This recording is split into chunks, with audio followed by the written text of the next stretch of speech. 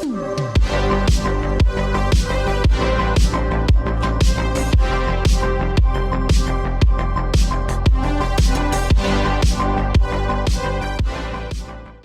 bem, meus amigos, estamos aqui de volta com mais um episódio do Sinestesia e hoje eu e meu amigo Lee Andrews vamos discutir um excelente filme dos anos 80, O Enigma de Outro Mundo, de John Carpenter, lançado em 1982. E aí, Mr. Lee Andrews, revimos o filme recentemente, né, combinamos, marcamos aí para fazer essa análise e vamos fazer umas considerações. É um grande clássico do Carpenter, né? Sim. Acredito que seja a melhor colaboração, a melhor parceria que ele teve com o Kurt Russell. É um filme realmente, né, de qualidade superior ao resto da sua filmografia. Um divisor de águas, né, no que se diz respeito a esse tipo ao gênero de ficção e terror, né? Então, vamos dar uma geral de o que é o filme, né? É uma refilmagem do filme dos anos 50 que se chama O Monstro do Ártico, originalmente, feito pelo Howard Hawks e pelo Christian Nyby. Diz a lenda, na verdade, que o Hawks dirigiu e deu o crédito para o Christian Nyby, que era um cara que trabalhava com ele como editor, para que o Nyby conseguisse entrar na guilda dos diretores, conseguisse ser aprovado. E originalmente, na verdade, é baseado nessa história aqui, nesse conto, uma novela, né, que se chama Who Goes There? Quem Vem Lá? Do John W. Campbell. Né, ele assina com outro nome, na verdade, foi publicado ali em 1938, década de 30, Al Capone, logo antes da Segunda Guerra Mundial. Essa edição aqui é da Diário Macabro, uma editora nacional que fez um belo trabalho de edição. Sim, estou vendo pela encadernação, realmente bem caprichada. Uma capa dura. Uma arte de capa bem legal, para quem quiser dar uma olhada. E acho que está até esgotado, mas vale a pena procurar. De qualquer forma, é uma história de ficção científica que marcou ali, né, nos anos 30, no final dos anos 30. E aí o pessoal já adaptou para essa versão do Howard Hawks, que eu também já vi. Tem até um artigo meu, vou linkar aqui na descrição, um artigo que eu escrevi anos atrás, comparando as duas versões, né? Entendi. Só que a primeira versão, ela é muito calcada, assim, na perspectiva de você tem um monstro que está perseguindo as pessoas no Ártico e fica aquela coisa...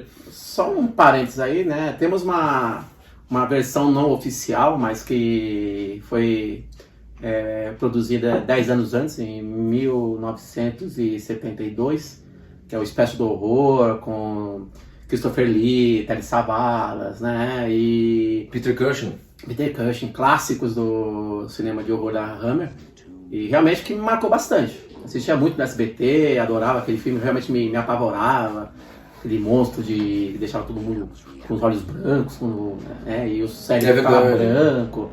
E tinha como pano de fundo, né, essa coisa do gelo, né, do frio, né, essa coisa, e a questão claustrofóbica. Na versão que você está falando do Expresso, é um trem que tá cruzando, é o Expresso Transiberiano. Exatamente. Né, ele está cruzando a Rússia, a Sibéria e tal. Exatamente. E aí, quer dizer, está em movimento a coisa. Mas a gente nem... Voltando aqui, a gente precisa dar um pouco do contexto do que é a história. A gente nem falou o que é. É uma história de monstro, mas é uma história de um monstro com um twist. Qual que é a premissa original do Campbell? Uma estação antártica, né, dos Estados Unidos, com geólogos, com cientistas, né, com investigadores ali dos elementos, está na sua rotina de pesquisas científicas, e aí subitamente eles encontram enterrado no gelo um alienígena. Essa é a história original, né? Eles encontram um alienígena, uma nave alienígena, e fora tem um alienígena que está num cubo de gelo e tal. Eles derretem esse gelo, o alienígena se liberta e começa a atacar os membros dessa expedição antártica. Essa é a história original. E a grande sacada dessa história original é de que o alienígena tem o poder de copiar as pessoas. Então ele imita as pessoas, né? Ele toma forma, ele mata uma pessoa e toma a forma dela, e pega as memórias dela, fala como ela, se torna idêntico. Mas ao mesmo tempo ele também tem características monstruosas, né? Na versão do Howard Hawks, isso não acontece. É só um cara usando uma roupa de monstro. Então fica uma coisa muito genérica nesse Você sentido. acredita que isso aí possa ter inspirado invasores de corpos ou invasores de alma? Aquele clássico. Tem Invasores de Corpos do Don Siegel, Exatamente. dos anos 50. Tem até uma participação do Clint Eastwood Perfeito. numa cena rápida. Com certeza. Tem muito dessa... O pessoal fala muito isso, né? A leitura de que tanto Invasores de Corpos como a primeira versão do Enigma do Outro Mundo, né? O Who Goes There, que chamada de The Thing, ela seria, de certa forma, uma parábola da paranoia com a Guerra Fria, e no caso do Invasores de Corpos, com a disseminação de comunistas que estariam se espalhando, Sim. transformando todo mundo em comunista nos Estados Unidos, né? Sim, que eles pegam e ocupam, né, estão lá entre nós, né? Eles estão entre nós. E eles estão, hein? E imitam, né, o estilo de vida norte-americano, né? Para poder disseminar e, como posso dizer, conquistar, né, as almas dos incautos. Que é uma verdadeira criança, uma verdadeira paranoia na década de 50. O macartismo e tal, exatamente. Né? A versão original, né, do The Thing, tem isso, tem um pouco porque você tem essa coisa de, assim, a última frase do filme é um cientista falando "Keep watching the skies", continue olhando para o céu, continue olhando para qualquer sinal que venha do exterior que possa ser uma ameaça, sabe? De imediato, indo direto pro filme, a gente nota que o filme começa já dando esse gancho, né? Começa com a cena do disco voador chegando na Terra. Sim, a versão do Carpenter, sim, né? Isso. E isso já adianta muito da história. Estabelece esse o que, né? Isso aqui vai lidar com alienígena, né? Isso aqui vai lidar com esse disco que está entrando na atmosfera terrestre. Sim, né? É estranho, né? Que mostra a primeira cena do disco, chegando no planeta, tá, corta, vem os letreiros, tudo mais, aí pá, cena no Ártico, a perseguição, o helicóptero perseguindo um cachorro e o cara loucamente querendo alvejar o cachorro a tiros. Isso realmente me causa estranheza, né? Pra quem esperava já algo ligado a uma referência alienígena e tudo mais, aí mostra, dá todo aquele contexto, né, da base lá instalada, o quão isolados mostram isso, né, por conta da aproximação do helicóptero, mostra o quão isolados eles estão ali no meio daquele deserto branco. E mostra também a surpresa, né? Vai apresentando os personagens e tudo mais, pouco a pouco. E já começa com uma cena, né? Ou seja, o que me chama a atenção nesse filme do Carpenter é que ele não fica construindo a trama não fica construindo um momento em que as coisas vão desencadear. Já começa numa ação. Né? Ação. Não, e agora que você falou, tem uma coisa muito legal aí, né? Porque tanto no filme do Hawks como no livro original, é a própria missão americana que encontra o alienígena. Né? São eles que encontram a nave. Sim. Na versão do Carpenter, o roteirista, que é o Bill Lancaster, filho do Burt Lancaster, aliás, ele coloca que na verdade tem esse prequel, né? Até foi feito um filme prequel sobre, né? Que na verdade foi uma expedição norueguesa que encontrou o alienígena. O alienígena já consumiu aquele acampamento, já consumiu os noruegueses e conseguiu fugir, né? Sobreviveu na forma de uma cópia de um cachorro que ele fez. Então ele coloca assim esse gancho inicial.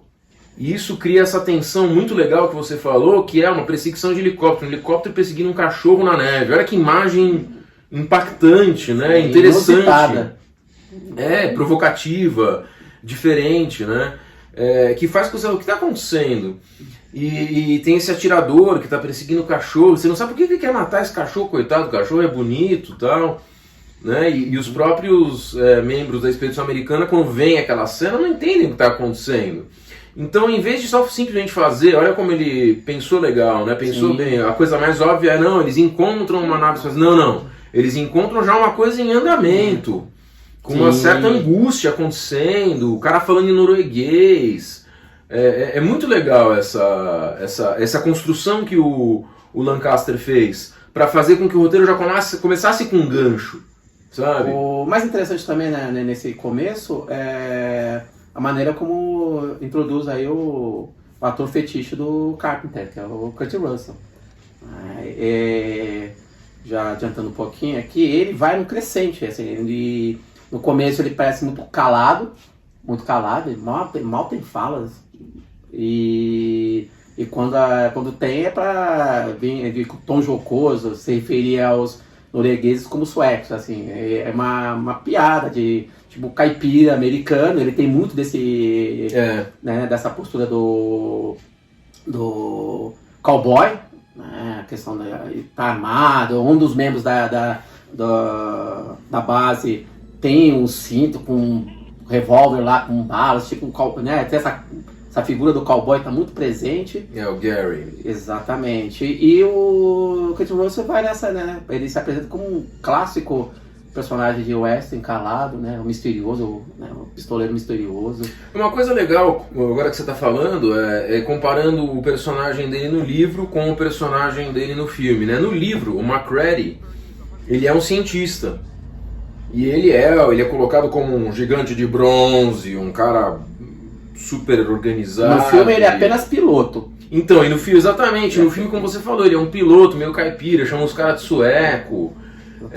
A todo momento, ele é corrigido. Ah, vocês suecos, né? Eles são noruegueses. Eu não entendia que é como todo asiático fosse japonês. Então... ele faz essas generalizações porque ele é um caminhoneiro, né? Exatamente. Ele é um piloto de helicóptero, ele tá lá pela grana. Sim. Há um desencanto, assim, sabe, do personagem, em relação ao personagem no livro, que é um líder super organizado e austero, sério, sabe? Eu acho isso muito legal, ele traz uma humanidade, né?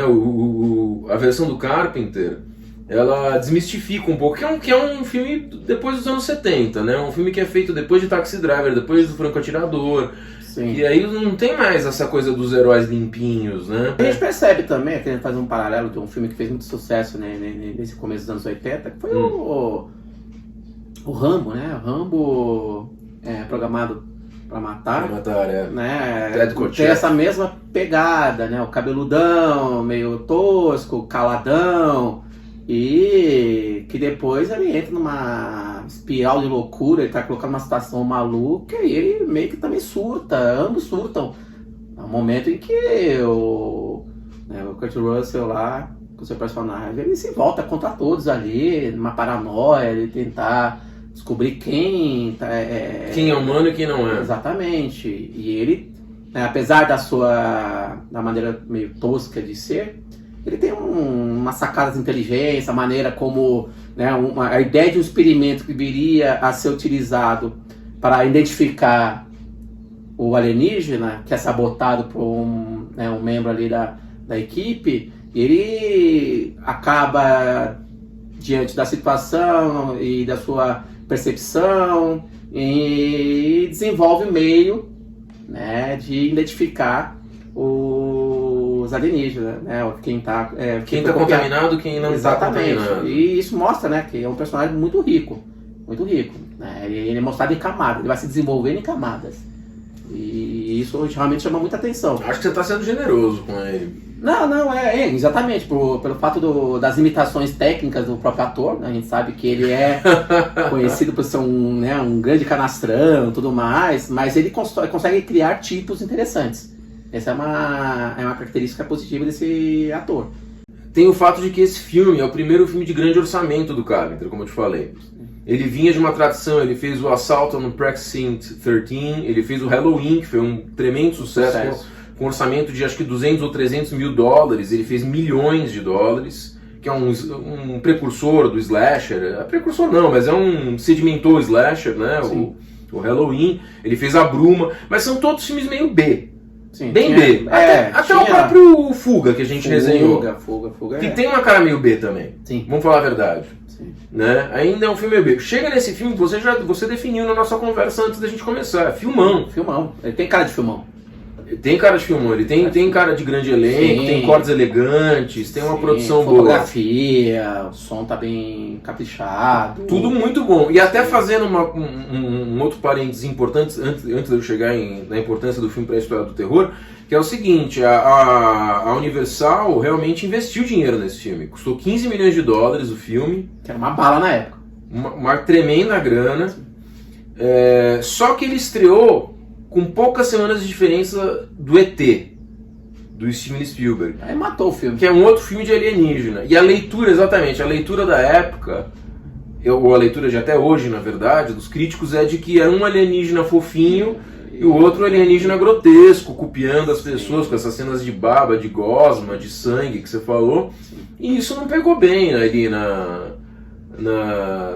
psique das pessoas. Elas acharam, sabe, ficou um contraste muito grande. Ao mesmo tempo, também, em 82, tiveram outros filmes de ficção científica de boa qualidade. O Star Trek 2, A Ilha de Khan, Um ótimo filme. também é. Mad Max 2 também é de 82, que é Sim. o Road Warrior, né? Sim. Que também é um Foi um filme... bom ano, bom ano. É um bom ano. Bom ano. Cat People também, A Marca da Pantera. Então tem uns filmes interessantes lançados em 82 ali, com os quais foi um pouco difícil de competir. Essa até é a tese que eu andei lendo nas críticas do filme e nos estudos sobre o filme. Além do mais, é um filme que exige mais do espectador quanto aquilo que ele mostra, né? Então, a questão do gore. Exatamente. É muito filme, isso é o gore, esse apego ao mostrar explicitamente, né? Isso tudo tá muito ligado ao filme B. Isso indo pro cinema mainstream, filmão e tal, o público realmente possa ter se sentido meio repelido, né, com as cenas que ali são mostradas, né? A gente vê ali a qualidade, o cara realmente investiu o orçamento ali em efeitos práticos, né? Os bonecos, animatronics e tudo mais. A gente vê assim, caramba, né? E isso em nome de chocar, criar repulsa. Acredito que foi até inédito, coloco, né? O Alien, né? Quem eu tava falando, que eu usei como parâmetro para início de análise. O Alien era muito escondido, assim, a gente não via o bichão, né, e era muito mais sugestivo, era um filme que é mais no suspense. E esse chutou o pau da barraca do suspense e foi pro explícito, é quase uma pornografia que tá colocando na tela. De repente isso possa ter, né, espantado também o público, que não estava acostumado com isso. Eu acho que sim. As resenhas, as análises falam muito disso que você falou. Falam que, na verdade, o público não estava preparado para esse filme.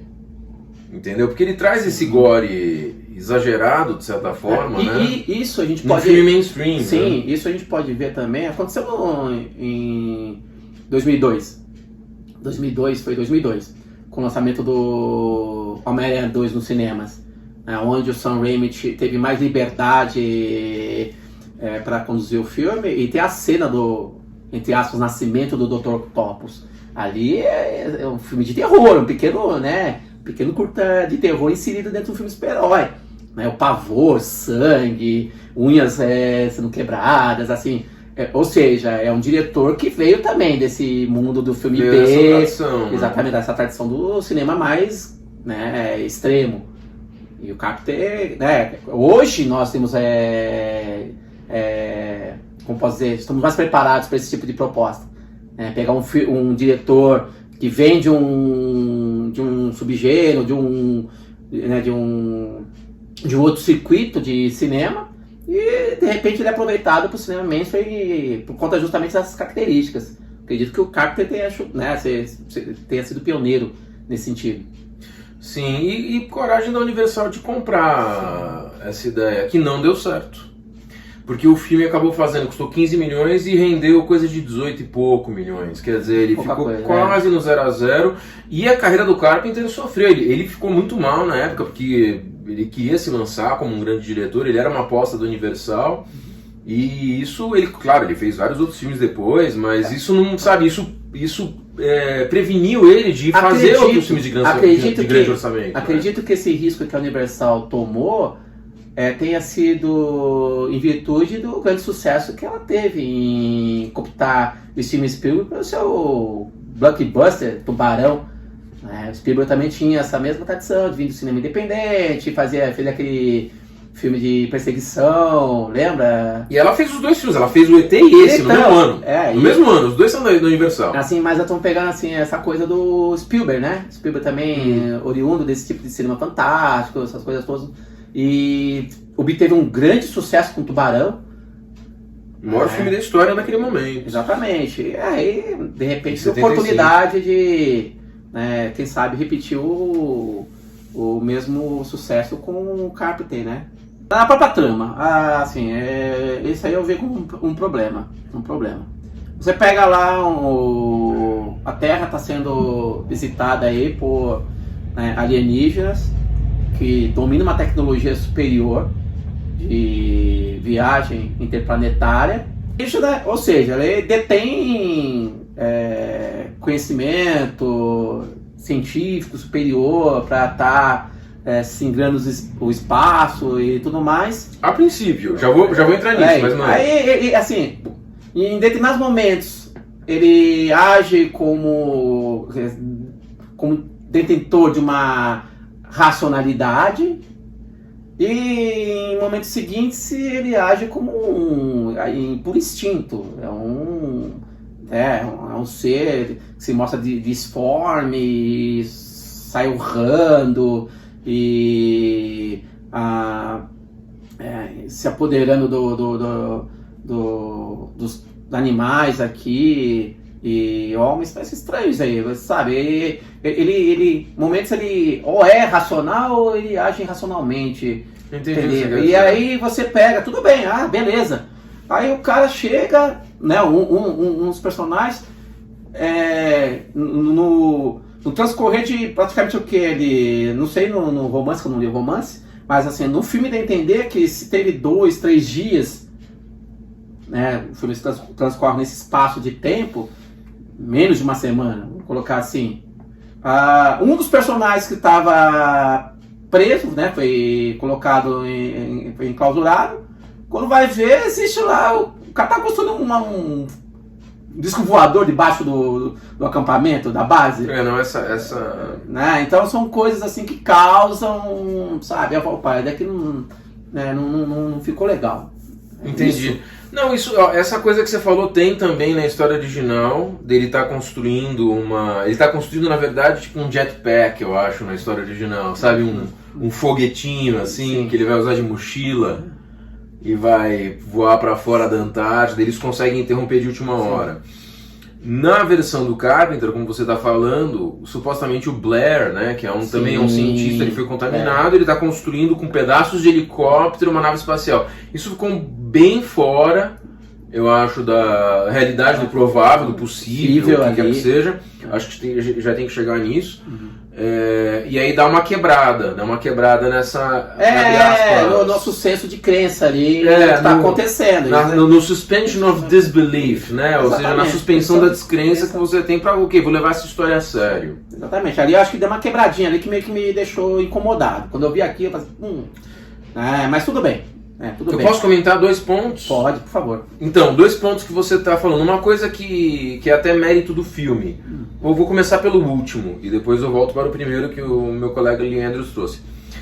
Essa coisa dele estar fazendo a nave também me incomodou um pouco. Eu falei, tá um pouco exagerado. Esse cara aqui, MacGyver, fazendo com lata de sardinha, restos de helicóptero, porta de helicóptero, vidro, não sei o que. Ele tá fazendo uma nave espacial que ele vai fazer para fugir aqui da Antártida. E não conseguia sair da cela. Da Antártida.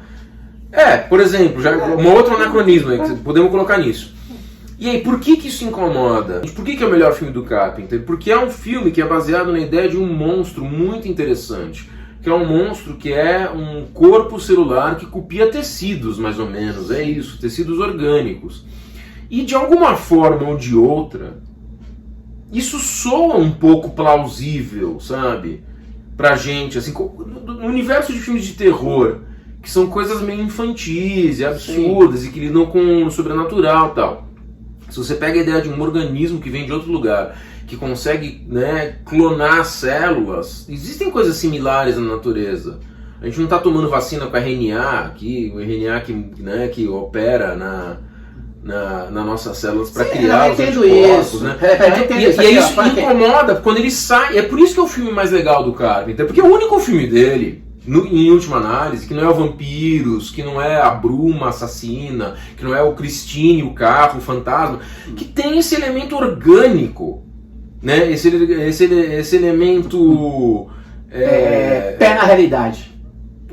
Exagerando, mas né, esse que teria essa mais crível. Putz, pode ser que exista alguma forma de vida orgânica, genética louca, que chegue na Terra e que realmente copie seres humanos, copie matéria orgânica e que seja uma ameaça, como um vírus, como uma pandemia que está acontecendo agora. Mas essa por isso que é interessante. Um outro ponto é isso aí, a maneira como ele copia.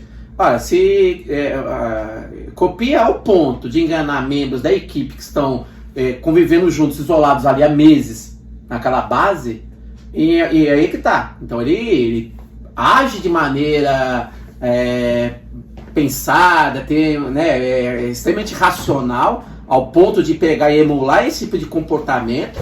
E olha que emular comportamento é diferente de emular matéria orgânica.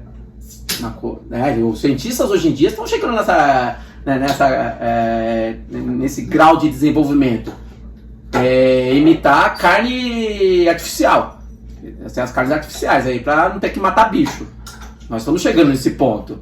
Mas agora, emular comportamento ao ponto de enganar pessoas com quem você está convivendo há meses, sabe-se lá há quanto tempo. Mas fechando em relação à sua colocação, diga assim, eu achei muito bom eu também pensei nisso, na percepção que você teve, esse alienígena estava pilotando uma nave altamente sofisticada, gigantesca, que caiu aqui. Tem teses que eu acho até mais interessantes, que na verdade aquela nave ela tinha outros pilotos, outros alienígenas, e ele estava contaminando a população, e aí a nave perdeu o controle e caiu com ele aqui. E aí ele não seria uma força alienígena tão inteligente, assim, tão racional, como você entendeu como você está falando, então, né? Mas ela meio que é questionável pelo fato de ele pegar e conseguir assimilar o comportamento, ou seja, ele não tinha... Ele copia as memórias também, supostamente. Sei lá, né? Mas são questões que apenas para quem já assistiu muito filme de invasão alienígena e tal, a gente fica, né, se questionando. Mas de resto é um filme que, diria, dentro da filmografia do diretor, é a sua melhor obra, de longe, é a sua melhor obra. Mas só para fechar, é um filme que vale a pena você conhecer, é um dos melhores filmes da história do terror, com certeza, e esse tipo de papo ajuda a gente pegar as minúcias de por que ele marca até hoje, como que ele influencia, como vocês podem ver pelos dados que a gente trouxe, como que ele influencia o cinema de terror até hoje, essas narrativas e tal. Nos vemos no próximo vídeo. Obrigado por prestigiar esse vídeo, e curte e assina aqui, porque voltaremos com mais vídeos em breve. Então não esquece de dar o seu joinha e assinar o canal. Eu já vou dar o joinha. Pelo menos um temos. Fechamos, caros. Até o próximo.